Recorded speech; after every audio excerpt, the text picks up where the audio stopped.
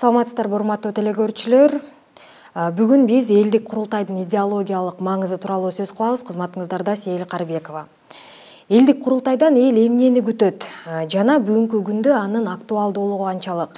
Ушул жана башка суроолорубузга Кыргыз Республикасынын мамлекеттик катчысы, элдик курултайды уюштуруу комитетинин төрагасы Касманбетов Сүйүнбек Сапарбековичтен жооп алабыз. Саламатсызбы, Сүйүнбек Сапарбекович? Анда эмесе маегибизди баштасак. Алгачкы эле суроом ушул сиз биздин өлкөбүздүн башкы идеологу катары айта кетсеңиз, Кыргызстан үчүн курултай институтунун идеологиялык маңызы канчалык? Кыргыз калкы, кыргыз журтубуз кылымдарды караткан 3000 жылдан ашуун тарыхы бар байыркы элдерден болобуз. Ошол учурларда биздин заманга чейин эле ушу күндөргө чейин эле кыргыз калкында көчмөн журтубузда курултайлар өткөрүп келген. Мунун эң негизги эле маңызы ошол курултайларда өтө көйгөйлүү ошол учурдагы маселелер талкууланган. Кийинки биздин тарыхтан, адабияттан карасаңыздар, курултайлар жолдору кеңири маалымат байыркы замандан ушу күнгө чейин келип жетти. Мисалы үчүн курултайда ошол учурда эмне маселелер каралган?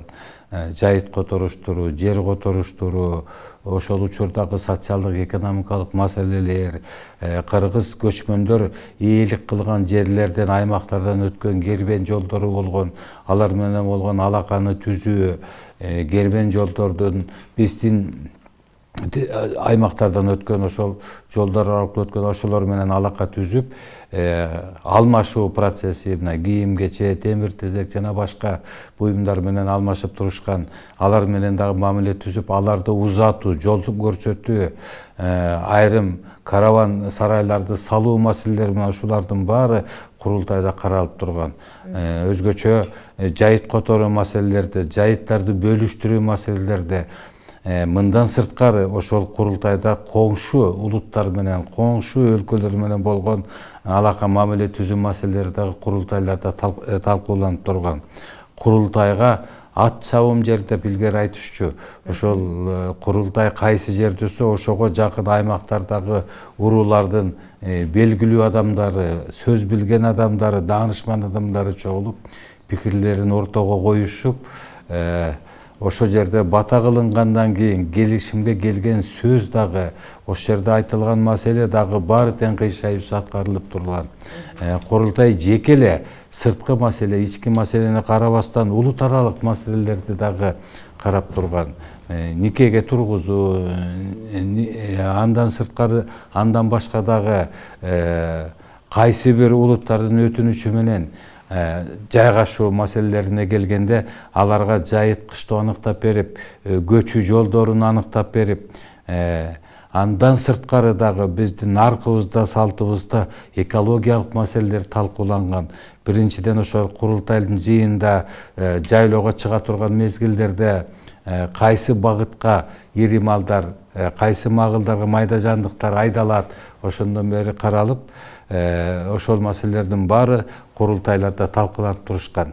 Анан бүткүл элдик курултайда ага кеңири дээрлик бир жарым жылдык мөөнөткө даярданып өткөрүшкөн. Бүткүл элдик курултайда бардык көчмөн урууларыбыз, кыргыз уруулары биригишип, ат чаптырышып, 2-3 күндөн мурда чогулушуп, маселелерди мурдатан чабармандар аркылуу жеткирилип, журт кабары кылып, бул кабардан ушул маселелерди карайбыз деп бүт эл дээрлик чогулуп, анан чоң ири деңгээлдеги маселелерди карап чыгышканда, андан сырткары дагы кичи курултайлар өтүп турган, жергиликтүү мааниге ээ болгон курултайлар өтүп турган. Бул ошол учурда көчмөн калкында мамлекетти тескөөнүн, мамлекеттик саясат ишке ашыруунун бирден бир таанылган айныгыс тарыхый инструменти болгондо ошо журтту тескөөгө салууну, ишке салуу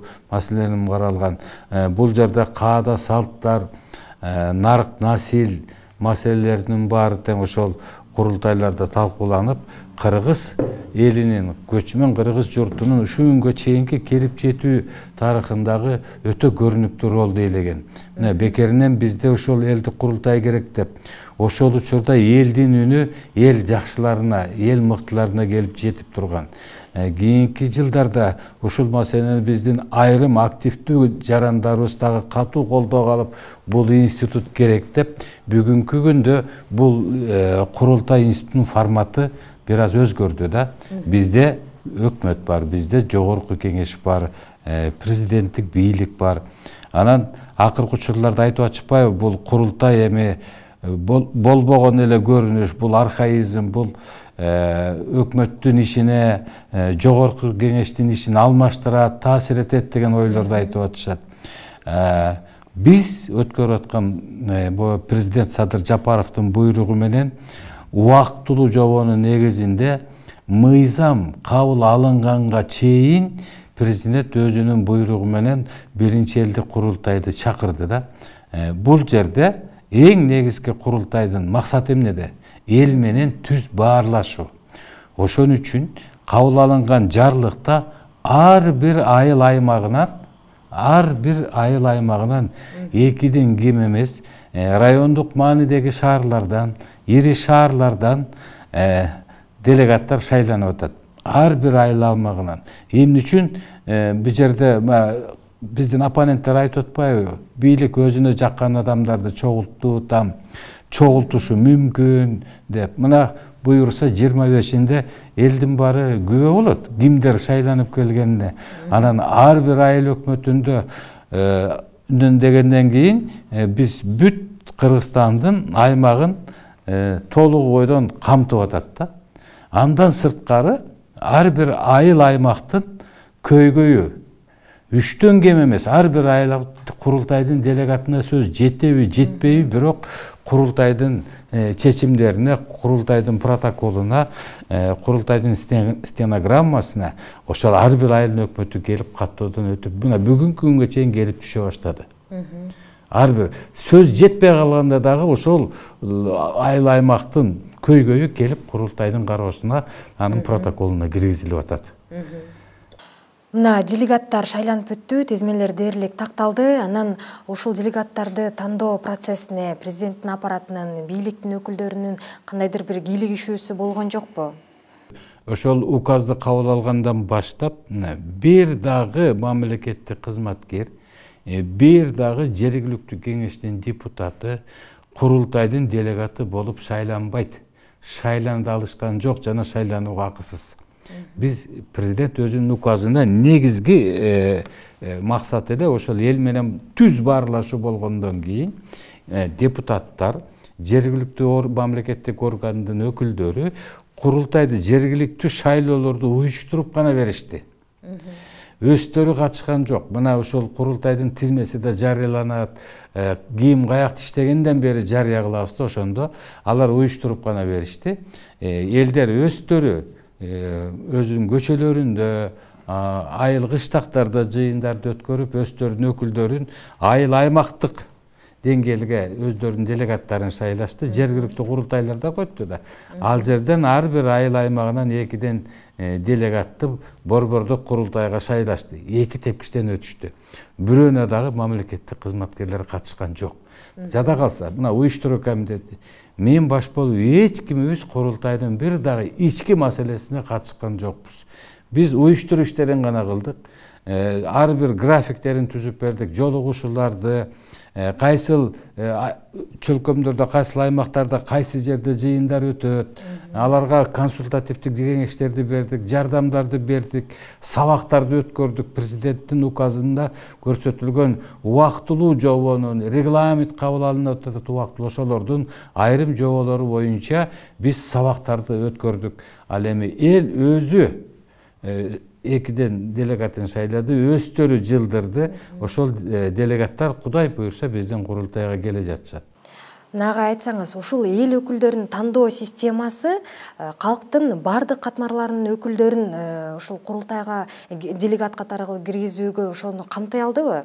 Менин пикиримче толук 100% ишеним менен айтсак болот. Толугу менен камтылды.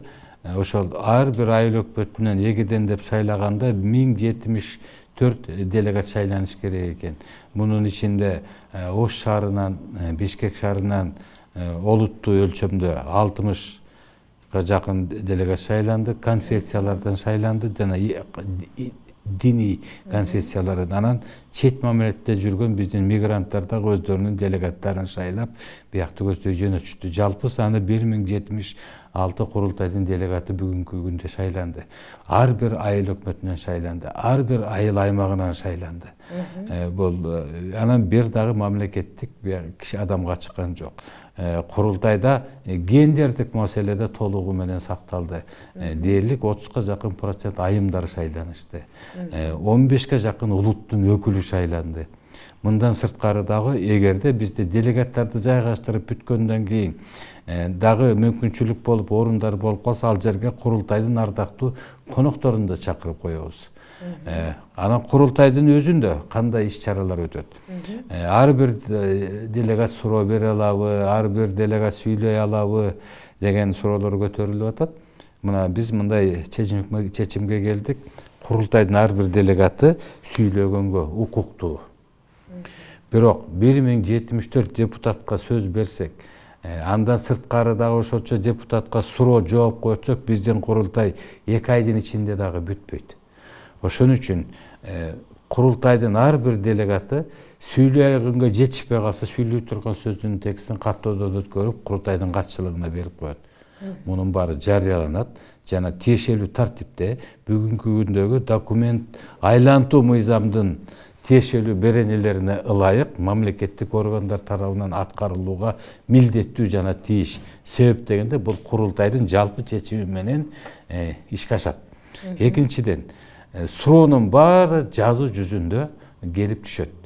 Бир дагы суроо четте калбайт. Суроо берген авторлордун фамилияларынын баары тең Эркин-Той гезитине жарыяланат. Суроонун баары тең каттоодон өтөт жана өкмөттүн мүчөлөрү кайсыл мамлекеттик органга, кайсыл борбордук мамлекеттик органга, кайсыл өкмөттүн мүчөсүнө тийиштүү болсо, ошолорго жөнөтүлөт.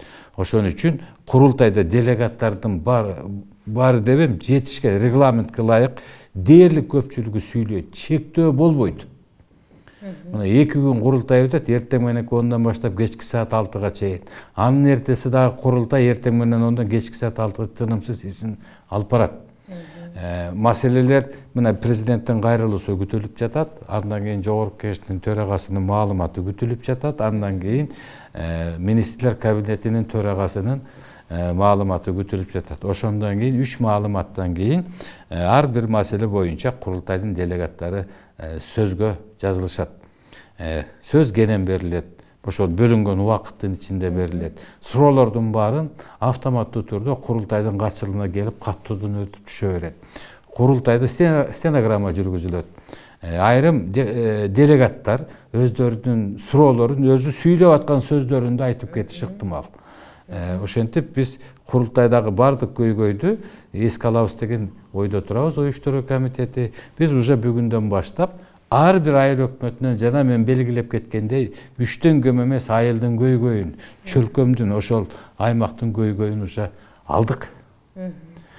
Каттап атабыз. Ошол курултай учурунда да келип түшөт. Анан 2 күндүк курултай аягына чыккандан кийин президенттин дагы жыйынтыктоо сөзү күтүлүүдө. Бул кайсы маселелерди карайт дегенде суроо болушу мүмкүн. Президент кайрылгандан кийин Кыргыз мамлекетинин социалдык экономикалык акыбалы боюнча, чек ара маселеси боюнча, кен байлыктарыбыз тууралуу, ал жагдайдагы биз кандай саясаттарды жүргүзүп атабыз, ошолор тууралуу кеңири маалымат президенттин кайрылуусунда болот. Кеңири маалымат өлкөбүздүн бардык багыттары боюнча кайрылуу жасалат. Бардык багыты боюнча. Албетте, кээ бир учурлар тастыктоого болот. Ошол моменттер тиги Акылбек Жапаровдун маалыматында кетет. Мыйзам чыгаруу боюнча жогорку кеңештин төрагасынын маалыматында кетет. Ал эми азыр дагы суроолор пайда болуп атат. Жогорку соттун дагы, прокуратуранын дагы деп. Баарыбызга белгилүү болгондой, жогорку сот дагы, прокуратура дагы жаңы эле мына акыркы күндө бүт республиканын аймагын түрө кыдырып чыгышты. Ар бир райондо жолугушуулар болуп чыкты. Мындан сырткары жогорку сот жылыга өзүнүн съездин өткөрүп турат. Адвокаттардын съезди өткөрүлүп турат. Көптөгөн маселелер ошол жакта каралат. Ошон үчүн биз курултайдын негизги күн тартибинде ошол президенттин кайрылуусу, өкмөттүн маалыматы, жогорку кеңештин маалыматы менен токтодук да. А так бардык маселелерди айта берсе болот. Жакшы. Негизи ушул курултай кандай сунуштарды берет жыйынтыгы боюнча? Анда деген мындай айыл аймакка байланышкан локалдык эле майда чүйдө маселелер эмес, республикалык, мамлекеттик деңгээлдеги да сунуштар берилеби? Курултайдын делегаттары бул толук укуктуу делегат болуп келет дагы, алардын айткан сөздөрүнүн баары мыйзамдуу түрдө мамлекеттик органдар тарабынан аткарылууга тийиш. Кандай сунуштарды берет? Каалаган сунуштарды берет. Курултайдын катчылыгы эгер бир сунуш бир нече жолу кайталанса, аны топтомдоштурат, авторлорун сактайт, топтомдоштуруп шайкеш келтирет. Ошон үчүн жана сиз экөөбүздүн сөзүбүздүн башында башталгандай жол маселеси болобу, чакан кестерди куруу маселеси болобу, салыкты оптималдаштыруу маселеси болобу, айлык акыларды, пенсияларды жогорулатуу маселеси болобу, деги эле социалдык экономикалык багыт боюнча бардык маселе боюнча курултайдын делегаты суроо берүүгө укуктуу. Тагыраак айтканда, мамлекетибизде кандай көйгөй болсо ошонун баарын көтөрүп чыкканга курултайдын делегаты укуктуу. Дагы бир жолу баса белгилеп кетелик, урматтуу курултайдын делегаттары, урматтуу көрүүчүлөр. Сиздерди кызыктырган, сиздерди бир ойго салган ушу маселе айтылса экен деген ойдун баары тең курултайда курултайдын делегаты тууралуу ишке ашат жана айтылат. Укуктуу, эч кандай чек коюу болбойт. Чек ара маселеси болобу, алтын кендерди өздөштүрүү маселебиз болобу, жана мен айтып өткөн социал-экономик тармактагы бардык маселелердин баары тең айтылат. Ушул курултай, 2 күн курултай өткөндөн кийин анын жыйынтыгы боюнча кандай документ кабыл алынат? Резолюциябы же токтомбу? Бул жана башында белгилеп кеттик, курултай эч качан жогорку кеңештин укуктарын жана милдеттерин өзүнө сиңирбейт, алмаштырбайт. Биринчи максаты президент эл менен түзмө-түз жолугушат, тикелей жолугушуу болот. Экинчи максаты ошол жердеги сунушту курултай бардык борбордук мамлекеттик органдарга өзүнүн сунушун расмий добуш берүү менен кабыл алат жана мамлекеттик органдар тарабынан милдеттүү түрдө аткарууга ээ болот. Бул биздин убактылуу беренелерде ушундай деп жазылды. Ал эми курултайдын кабыл алынган резолюция деп коелук, курултай резолюциялар, ошол резолюциялардын эң бир орчундуу жери курултай жогорку кеңешке курултай тууралуу конституциялык мыйзамды кабыл алууну сунуштайт биринчи. Дагы ушундай орчундуу маселелер болсо өкмөткө дагы сунуштайт. Курултай бир дагы мамлекеттик, борбордук мамлекеттик орган ишине кийлигишпейт. Чечимдерин өзгөртпөйт, мыйзамдарын өзгөртпөйт. Тигилже бул дайындоолорго тикелей катышпайт. Курултай сунуштайт. Сунушун берет. Ал эми мындан аркы курултайдын иш аракеттери 2023 жылдын 1-кварталында деп турабыз. Ошол учурда кабыл алынып калынган конституциялык курултай тууралуу мыйзамда баары теске салынат. Ошондо бардык курултайдын мөөнөтү, кандай укуктар, кандай милдеттер бар, мамлекеттик органдар менен кандай иш-аракет алып бара алат, ошонун баары ошол кабыл алынган мыйзамдын негизинде кетет. Ошон үчүн президент жарлык кол атып, мыйзам кабыл алынганга чейинки жарлыкта убактылуу регламент менен курултайдын иш-аракети ишке аша баштайт. Демек, курултай жогорку кеңештин ишине дагы кийлигишпейт, өкмөттүн ишине да кийлигишпейт. Бирок бүт көйгөйлүү маселелерди президентке түз айтат, президент түз угат, анан чечим немелерди, сунуштарды кабыл алат. Ошо сунушту курултай өзүнүн курултайында добуш менен кабыл алат. Анан сунуштайт. А эми сунуш милдеттүү түрдө мамлекеттик органдар тарабынан бүгүнкү күндөгү мыйзамдардын негизинде ишке ашыра баштайт. Мына ушунун айырмасы ошондой. Айтылган сунуш көчөдө калбайт, унутулуп калбайт. Протоколу түзүлөт, стенограммасы жүрөт, жана мамлекеттик органдар үчүн милдеттүү түрдө аткарууга тийиш. Андан сырткары курултай бүткөндөн кийин биз график түзүп койдук. Ар курултайдын айрым делегаттары кайсы бир министр менен жолугабыз десе, ар бир министрликтерге график түздү. Курултай бүткөндөн кийин жуманын ичи болобу, бир айдын ичи болобу, алар кабыл алууну баштайт. Курултайдын делегаттары менен түзмө-түз баарлашуунун экинчи этабы башталат. Бул экинчи этабында уже курултайда айтылган маселелер боюнча, кептер, көйгөйлөр боюнча борбордук органдын жетекчилери, өкмөттүн мүчөлөрү, жогорку кеңеш, мына жогорку кеңешке ушундай мыйзамдар болсо керек болот эле, мындай мыйзамдарга сунуштарды киргизсек жакшы болот эле, бул мыйзамдар иштебей калды, муну мындай ыкчамдаталы деген сунуштун баарын курултай айта алат. Курултайдын делегаты айта алат. Анын баарын жогорку кеңеш өзүнүн эске алат. Ошол жагдайда биргелешкен иш алып баруу экинчи этабында жүргүзүлө баштайт. Ошон үчүн биз курултай бүткөндөн кийин дагы өкмөттүн мүчөлөрү, борбордук органдын жетекчилери, губернаторлор жана облустун ыйгарым укуктуу өкүлдөрү, депутаттар, банк, прокуратура баары кабыл алуу иштерин жүргүзөт. Бул экинчи этабында тикелей дагы жолугушууну уюштуруп атабыз. Агай, кийинки суроо мына ушул элдик курултайды быйыл ноябрь айынын аягында өткөрүү умтулуусу максаты эмнеден улам келип чыкты эле? Балким келерки жылы өткөрүү туура болмок беле? Туура суроо. 2021 жылы президент Садыр Нуркожоевич Жапаров өзүнүн инаугурациялык сөзүндө ошол элди баягы конституцияны талкалап атканда курултай концепциясын ошол мыйзамга отургуш керек, киргизеш деп активдүү өкүлдөрү катуу талкууда конституциялык нормага курултай институту келип кирген. Бул бир. Президент өзүнүн инаугурациялык сөзүндө мен Кудай буйрса ошол курултайды өткөрөм. Азыр акыбалды түзөп алалык. Өлкө 8 айга жакын локдаунда теги немеде ковидтин айынан 20-жыл иштебей жатты да. 20-жылы 8-9 ай мамлекет иштеген жок. Күзүндө жанагындай окуялар болуп кетип, президент Садыр Жапаров 8 ай иштебеген өлкөнү кабыл алды. Ошо 2021 жылдын ичинде өткөрүп жиберишке андай тиешелүү жагымдуу жагдайлар түзүлгөн жок. Ошон үчүн ошол өзүнүн инаугурациялык сөзүндө курултайды өткөрөм деп айткан. Андан кийин 2021 жылы май айында, ошол эле жылдын акыркы декабрь айында дагы 3 жолу өзүнүн сөзүндө курултай керек, мен эми маселени сөздү элдин өзүнөн, ар бир айылдын аймагынан шайланып келген делегаттан угам. Ошолор менен баарлашам деп ошол жыйынтыкка келдик.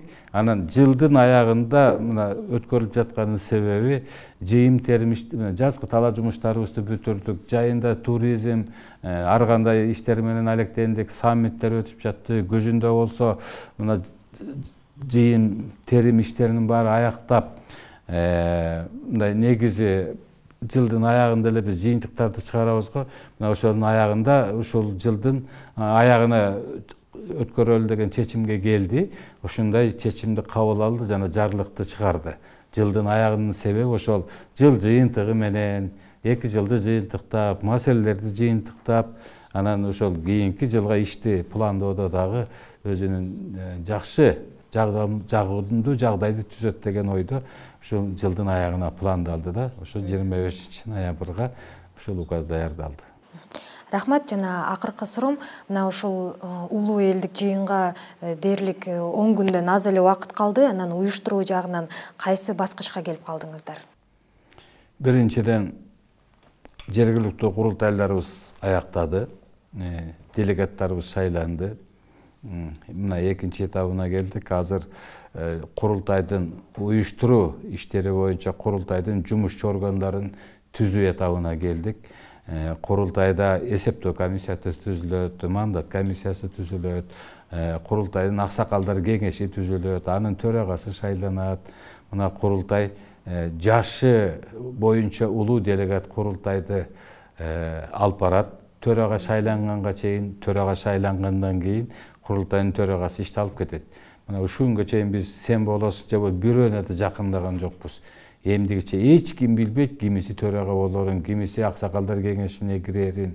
Ошондой эле курултай өзүнүн катчылыгын түзөт дагы, анан иш алып барат. Азыр ушул экинчи этабында уюштуруу иштери жүргүзүлүп жатат. Курултайлардын делегаттарын жайгаштыруу, курултайдын делегаттары менен прессаларды, жолугушууларды уюштуруу, фотосессияларды уюштуруу, өкмөттүн же мамлекеттин тиешелүү жетекчилери менен жумушчу тартипте жолугушууларды уюштуруу маселелери каралып атат. Ушуга чейин эч ким билбейт, курултай ачылган күндө дагы анын төрагасы ким экенин эч ким билбейт. Аны залдан курултай өзүнүн делегаттары шайлап жылдырышат. Орун басарларын да залдан жылат. Аксакалдар кеңеши да ошол залдан жылат. Баары тең ошол өзүнүн жыйынында курултай өзү чечет. Биз эчтекесин сунуштай албайбыз. Биз жалаң гана курултайдын кулу болуп, уюштуруу иштеринин баарын жасап өткөрүп беребиз. Рахмат, Сүйүнбек Сапарбекович, убактыңызды бөлүп биздин суроолорубузга жооп бергениңиз үчүн ыраазычылык билдиребиз. Урматтуу телекөрүүчүлөр, ушуну менен биздин берүүбүз дагы аяктады. Эфир аркылуу амандашканча сак саламатта туруңуздар.